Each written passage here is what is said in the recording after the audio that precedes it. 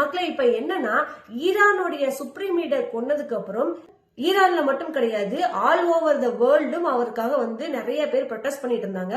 பாகிஸ்தான்ல அது ஒரு படி மேல போய் வயலன்ஸா கூட மாறிடுச்சு. யுஎஸ் உடைய அசம்பிளி பில்டிங் எல்லாம் அடிச்சு நொறுக்கிட்டு இருந்தாங்க. நாம இந்தியால ஜம்மு காஷ்மீர்ல ஒரு ப்ரொடெஸ்ட் நடக்க ஆரம்பிச்சது. இன்னைக்கு ஜம்மு காஷ்மீர்ல மட்டும் கிடையாது, லக்னோ, டெல்லி, லே, பெங்களூர், லக்னோ, சென்னை, தாம்பரம், நாம திருப்பத்தூர் இந்த இடங்கள்ல எல்லாத்துலயுமே ஈரானுக்கு சப்போர்ட் பண்ணி இஸ்ரேலுக்கும் அமெரிக்காவுக்கும் அகேன்ஸ்டா நிறைய பேர் ப்ரொடெஸ்ட் பண்ணிட்டு இருக்காங்க. இத ரெண்டு விதமா எடுத்துட்டு போக ட்ரை பண்றாங்க.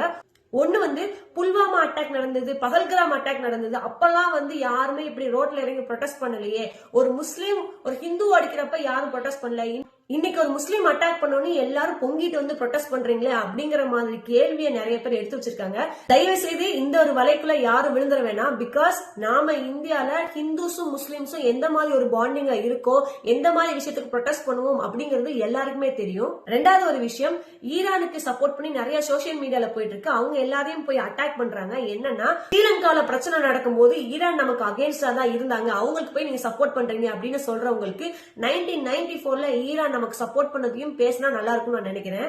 இங்க நிறைய பேர் ஸ்டாண்ட் வித் ஈரான் சொல்றது அந்த லீடருக்கோ அவங்களுடைய ஐடியாலஜிக்கோ சப்போர்ட் பண்ணி கிடையாது. எந்த ஒரு முன்னறிவிப்பும் இல்லாம ஒரு ஒரு கண்ட்ரியை போய் அட்டாக் பண்றதுங்கிறது, அதுவும் அங்க இருக்கிற ஒரு ஸ்கூல்ஸ் அட்டாக் பண்றதுங்கிறது எந்த விதத்திலயுமே கரெக்ட் கிடையாது. அங்க இருக்க சிவிலியன்ஸ்க்காக தான் இங்க நிறைய பேர் ஸ்டாண்ட் வித் ஈரான் சொல்றாங்க. நல்லா ஒண்ணு புரிஞ்சுக்கோங்க மக்களே, அவங்க நாட்டுக்குள்ள ஒரு பிரச்சனை இருந்தா அந்த ரெஜிம் பிடிக்கல அப்படின்னா அது அவங்க நாட்டுக்குள்ள இருக்கிற பிரச்சனை.